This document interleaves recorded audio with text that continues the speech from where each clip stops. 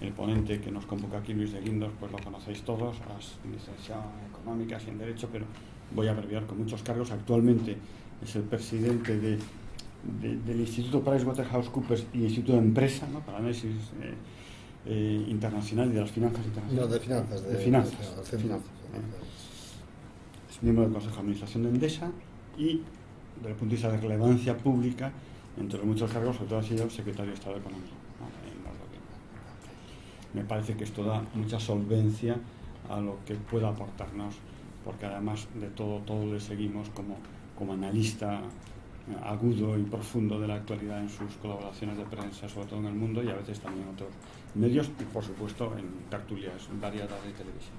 Muchísimas gracias, para mí es un placer estar aquí con todos vosotros para introducir la discusión, introducir el debate con una serie de ideas así a vuela pluma sobre la crisis económica y después hablar un poquito más de la economía española, ¿no?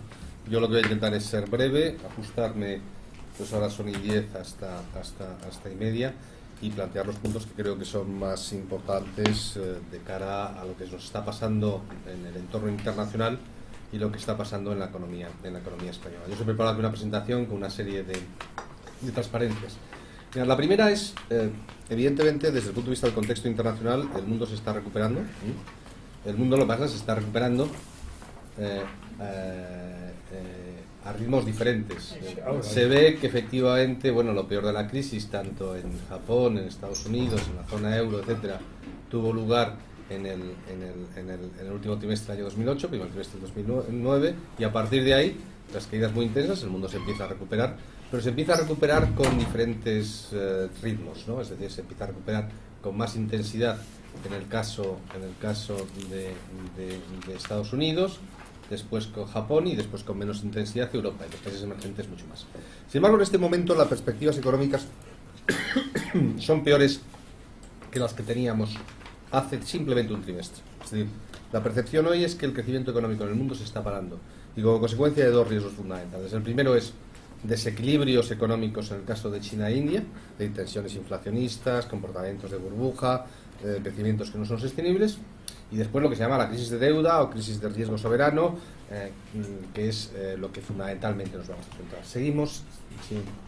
Aquí lo que os he puesto es el deterioro de las finanzas públicas, porque se ve muy claramente en un cuadro de la OCDE. Los tramos azulitos, los cuadraditos, las barritas eran lo que teníamos en 2009. Las líneas con una crucecita al final son lo que tenemos en 2011. Si fuera lo que tuviéramos en 2009 sería incluso peor. Y después los otros son las adiciones de, lógicamente, estos déficits públicos se concretan en emisiones de deuda que incrementan el peso del ratio deuda pública PIB en los diferentes países, y se ve ahí el impacto del desequilibrio. Seguimos. Esto, lógicamente, ha llevado en la zona euro a un incremento de los diferenciales entre los tipos de interés que pagan los bonos de los países y lo que paga el bono alemán. Y esto, la última observación es del 19 de mayo del año 2010. Pero vamos, ahora sería mucho peor. Es decir, ya parece que España tiene un diferencial de 1,20 y hoy España está en torno a los 2 puntos porcentuales, 200 puntos básicos que dicen los financieros de diferencial. Pero se ve que se han ido ampliando, y especialmente en el caso de Grecia. Seguimos. Este cuadro, yo creo que de alguna forma, que me ha pasado bastante desapercibido, yo creo que de algún modo permite explicar por qué la crisis soberana contamina a los bancos. Es decir, la crisis soberana contamina a los bancos, en primer lugar, porque lógicamente los bancos de un país, pues si el tesoro se financia con tipos de interés más elevados, pues a ellos lógicamente se les va a incrementar el coste de la financiación, pero después deriva de que los bancos tienen en sus carteras activas de los países que se ven sometidos al riesgo soberano. Ahí lo que tenéis es, para la banca francesa, alemana y americana, cuánto tienen en activos griegos, y veis que tienen, pues los franceses unos 79.000 millones de dólares, los alemanes 45.000 millones de dólares, los americanos 16.000 millones de dólares. ¿Cuánto supone eso? Que suponen porcentajes relativamente reducidos.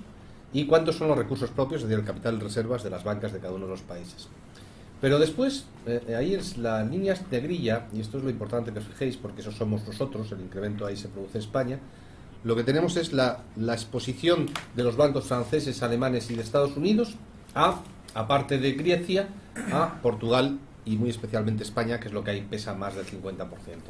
Y ahí lo que se ve ya que los bancos franceses ahí ya tienen casi 335.000 millones de 335.000 millones de dólares, los alemanes 330.000 millones, los americanos mucho menos, no llega a 80.000 millones. Y lo que sí es importante que tengáis en la cabeza es que ya estas cantidades, estas exposiciones, sí son importantes cuando se comparan con los recursos propios de los bancos franceses, alemanes y americanos. Es decir, si hubiera un disgusto con España, que es lo que tenéis ahí, pues evidentemente prácticamente la exposición de los bancos franceses a España, Portugal y Grecia es prácticamente la totalidad de su capital de reservas. Y en el caso de los alemanes es el 80% del capital de reservas, mucho menos en el caso de Estados Unidos. Entonces, ¿con esto qué os quiero decir? Os quiero decir que existe una interrelación y que evidentemente que España cayera tendría un impacto muy notable, cuando decimos cayera, que hubiera una situación de estrés económico-financiero, tendría un impacto muy importante en los bancos franceses, alemanes y mucho menos intenso en el caso de los bancos americanos, porque España es ya un porcentaje importante del total de activos y del total de créditos que tienen los bancos franceses y que tienen los bancos alemanes. ¿Seguimos? No. Vamos a centrarnos en el tema de la zona euro. Si te parece, seguimos una más. Vamos a ver, esta crisis es una crisis que, como los virus, muta. Empieza como una crisis inmobiliaria. Estalla la burbuja inmobiliaria en el año finales de 2006 en Estados Unidos. Lógicamente, al estallar, al empezar a reducirse los precios inmobiliarios, los bancos que han financiado la compra de estos activos inmobiliarios y que los tienen en balance empiezan a sufrir, empiezan a tener activos tóxicos, empiezan a tener pérdidas importantes en sus balances que afectan a su capital, contraen el crédito y la crisis bancaria se transforma en una crisis económica y en una crisis de empleo. Y inmediatamente, lógicamente, los estados actúan anticíclicamente, rescatando a los bancos y a través de la acción anticíclica de los presupuestos, incluso a través de programas discrecionales de gasto público y de estímulo fiscal, y entonces nos metemos en la crisis fiscal, que es donde estamos actualmente. Desde donde estamos actualmente es, en lo que comentábamos anteriormente, una situación de déficit públicos que se empiezan a considerar insostenibles y que evidentemente hay que reducir. Por decirlo de una forma, hace un año Keynes era cojonudo, con perdón, y hoy, sin embargo, Keynes pues es lo que siempre ha sido, es decir, que ha vuelto, ya no es el salvador que era hace un año y pico, y hay que reducir el déficit público, y eso va a suponer que vamos a actuar procíclicamente en un momento en el cual todavía la demanda privada no tira y en un momento en el cual todavía existen muchas dudas sobre los bancos, especialmente los bancos en Europa. Y aquí, a quien más afecta la crisis fiscal es a los países con dos características. Uno, a quien más deterioro presupuestario ha tenido, y en segundo lugar, y esto es muy importante, a quien tiene unas peores perspectivas de crecimiento en los próximos años. Es decir, que se considera que no va a tener un crecimiento económico importante en el futuro próximo. Seguimos y ahí nos encontramos con Grecia. Claro, el tema de Grecia es curioso. Lo sabéis todos perfectamente. Llega un nuevo gobierno, dice que el déficit público no es el 7, sino el 13%. La deuda pública es muy elevada. Se empieza a montar el pollo en el sentido de que los mercados empiezan a exigir un tipo de interés superior. Este tipo de interés superior, lógicamente, agrava los costes financieros de la financiación de Grecia. Esto agrava el déficit público, implica más emisiones y llega un momento en el cual la situación es insostenible. Entonces la Unión, esto ha pasado muchas veces en la historia del mundo, ¿no? Pero ha pasado siempre, normalmente, en las últimas décadas, con países como Argentina, como Turquía, tal. No había pasado nunca en un país de la zona euro, ni muchísimo menos en un país de la OCDE y de la Unión Europea. Entonces la Unión Europea reacciona, primero con un programa de 45.000 millones, no es suficiente, con otro de 110.000 millones de euros, y tampoco es suficiente. Y eso que 110.000 millones de euros es el 50% del PIB griego y es un tercio de la deuda. Es decir, que si se fuera a recibir estos 110.000 millones de euros, a Grecia la sacan de los mercados, no tiene que financiarse en los mercados durante prácticamente 3 años. Y a pesar de todo eso, la gente sigue descontando que Grecia va a suspender pagos. No, la gente son los mercados. ¿Por qué? Porque estos 110.000 millones de euros están condicionados a un pequeño detalle, y es que Grecia tiene que reducir el déficit público del 13 al 3 en 3 años. Y evidentemente eso es un ajuste presupuestario que va a tener un coste político brutal, y los mercados descuentan que el gobierno Papandreou en algún momento va a decir: oye, mira, prefiero impagar que me des estos 110.000 millones de euros, que más nos van a ir dando en función de cómo se vaya produciendo, lógicamente, el ajuste presupuestario en Grecia. Y esa es la situación actual. Es decir, los mercados en estos momentos descuentan que Grecia, a pesar de ese paquetón de ayuda, va a suspender pagos. Va a producirse un proceso de reestructuración de deuda y va a suspender pagos. Y entonces inmediatamente nos empiezan el contagio a otros países, que eso fue después de cuando nos vimos tú y yo y pusimos el título Entonces seguimos. Entonces, bueno, ahí se crea el programa de los 750.000 millones de euros, que ayer se definió, antes de ayer se definió lo de los 440.000 millones. Es curioso nosotros porque para estos 440.000 millones de los 750.000 millones, nosotros me parece, no sé si esta mañana habéis aprobado un decreto ley, ¿no, Vicente? De 50 y tantos mil millones, ¿no? Es decir, que nosotros mismos...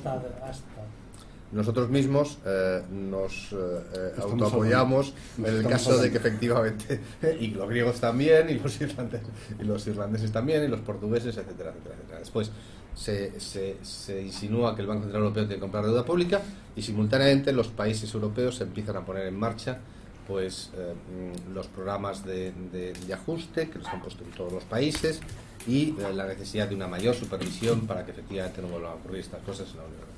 Y esa es la situación actual. España. Seguimos pasando, sí. Una más. O sea, yo os voy a decir aquí otra más, por favor. Vamos a ver. España, el problema es que existe una serie de fuerzas depresivas sobre la actividad económica española extremadamente poderosas.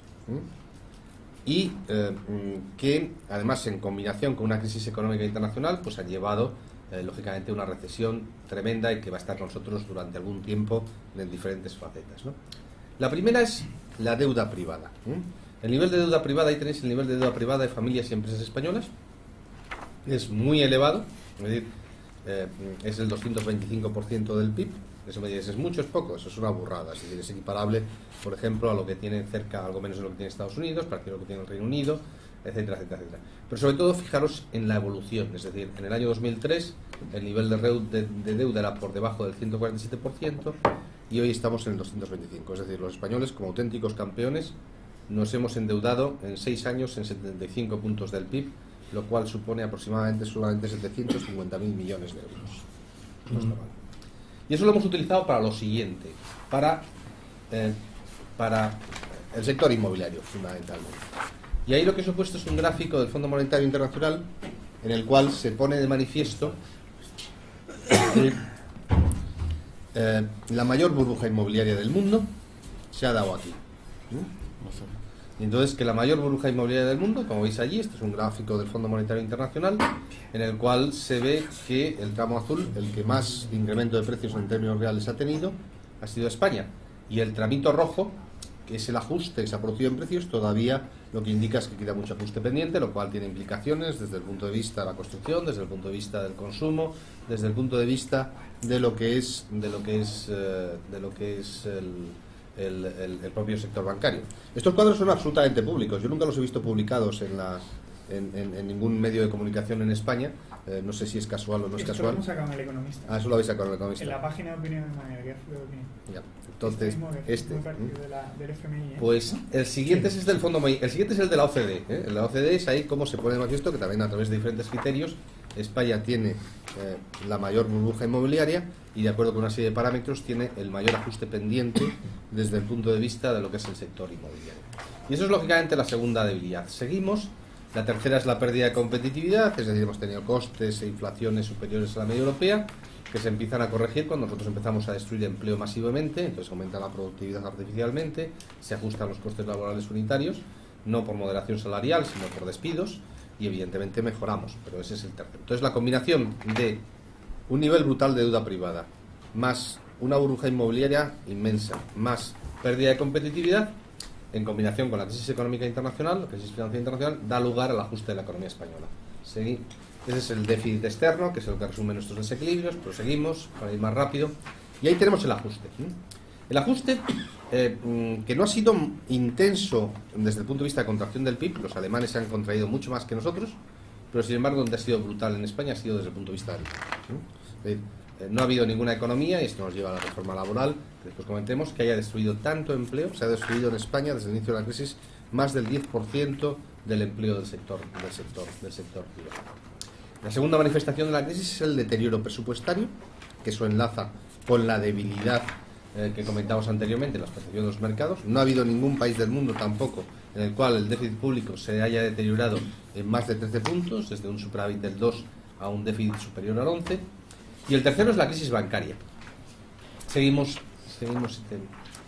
Y la crisis bancaria, pues aquí, lógicamente, la banca española está afectada por menor actividad, vete pasando relativamente, es decir, ahí se ve lo que es la evolución del crédito y el siguiente gráfico, que es la contracción del crédito. En segundo lugar, se ve afectada por lo que es una caída de los márgenes, es decir, la caída de tipos de interés afecta a los ingresos de la banca, que van a ser un 20% inferiores, y la siguiente es la mora, que evidentemente ahí os he puesto la mora desde el año 93, y se ve como en el año 93, con una crisis mucho menos profunda, la mora era muy superior a la actual, lo cual pone de manifiesto que en la mora, decía Aristóbulo de Juan que había 4 moras en los bancos, es decir, la que dice la institución, la que te dice el auditor, la que te dice el supervisor y la de verdad, que es la que te dice el liquidador del banco. Entonces eso. Seguimos. Y por último, el riesgo país. Y el riesgo país está afectando bastante al caso de los bancos y cajas españoles. Los bancos y cajas españoles en estos momentos no pueden financiarse en los mercados de capitales de ninguna forma. Para todos. Oye, el Santander y el BBVA ahora no se pueden financiar en los mercados de capital en estos momentos. Pero bueno, salía más en el Wall Street Journal el otro día que el BBVA no ha podido emitir papel comercial, que son colocaciones a muy corto plazo, de 1.500 millones de dólares en Estados Unidos. Y evidentemente eso tiene su reflejo en ¿qué? En la guerra del pasivo por los depósitos, que sigue ahí.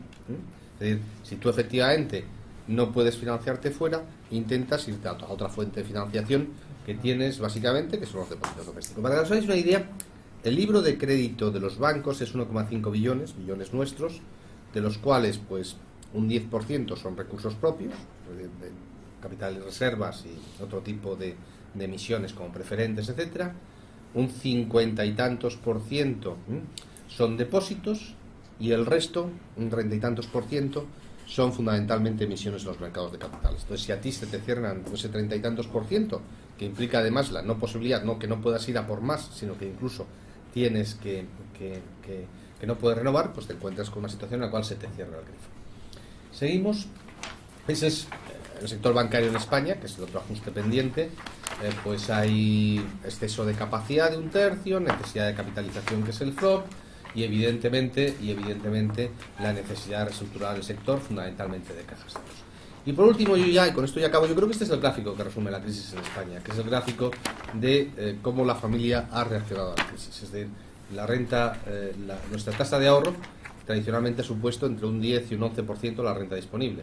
Sin embargo, desde mediados del año 2007 pega un bote, y pega un bote y se nos va casi al 19%, y eso es una media móvil, es decir, que no es media de cada uno de los trimestres, no es la posición de cada uno de los trimestres, sino que ahorramos, sino que arrastramos el año, los cuatro trimestres anteriores. Es decir, el sector privado se da cuenta de que se ha producido un empobrecimiento del país y reacciona incrementando su tasa de ahorro. El empobrecimiento es el paro, es la no disponibilidad de crédito, es el menor valor de la vivienda, es lógicamente la percepción de subidas de impuestos. Y ya para acabar, y yo con esto ya acabo, y me he ajustado al tiempo, que más o menos habíamos visto, bueno, el gobierno tiene una conversión, nos parece que se cae del caballo en el camino de Damasco, el camino de Bruselas el otro día, o a la vuelta, y evidentemente se da cuenta de que, el euro, pues nos salva de de la salida social de la crisis, y se da cuenta de que efectivamente aquí hay que hacer un ajuste presupuestario y hay que hacer las reformas económicas, porque si no teníamos un lío de 1000 pares de narices. Y además estábamos metiendo al mundo, no solamente al euro, al mundo en un lío de 1000 pares de narices, ¿no?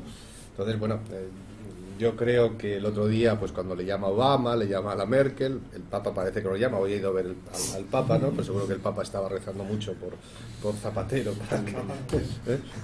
para que evidentemente se convirtiera, y bueno, y ha ido tomando las medidas. Yo creo que ese es un tema, yo sinceramente, como economista a priori, considero que ya podrá ser todo discutible, pero creo que el ajuste presupuestario es es bueno, es decir, es indispensable para la economía española, y además vamos a ver si efectivamente se hace la reforma laboral, que lo necesita España, y también la reforma del sector financiero, el reajuste de las cajas, ¿no? Y tal, que es evidente.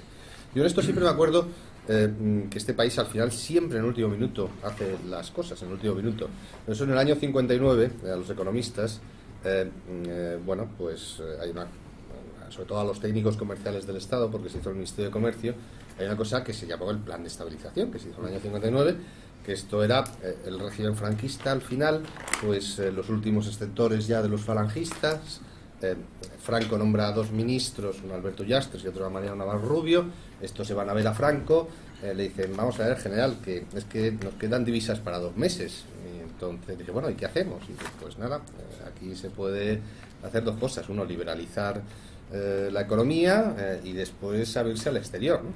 Y la verdad es que Franco, si había algo que le producía un sarpullido, como todos sabemos, era lo del extranjero y después el tema de la libertad económica, ¿no?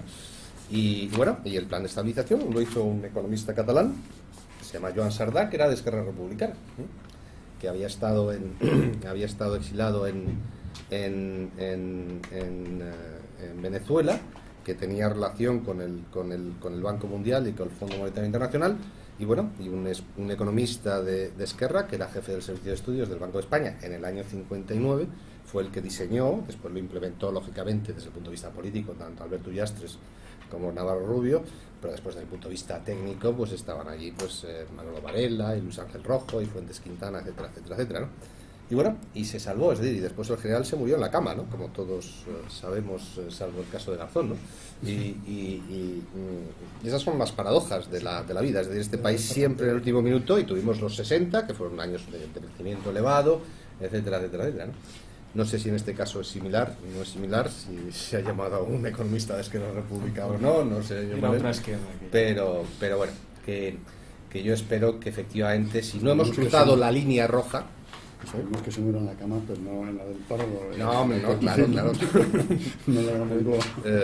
Si no hemos cruzado la línea roja de lo que es la reversibilidad y irreversibilidad de España, que es una cuestión que podemos discutir ahora, pues yo creo que lo que estamos viendo en los últimos días sin duda es positivo para España.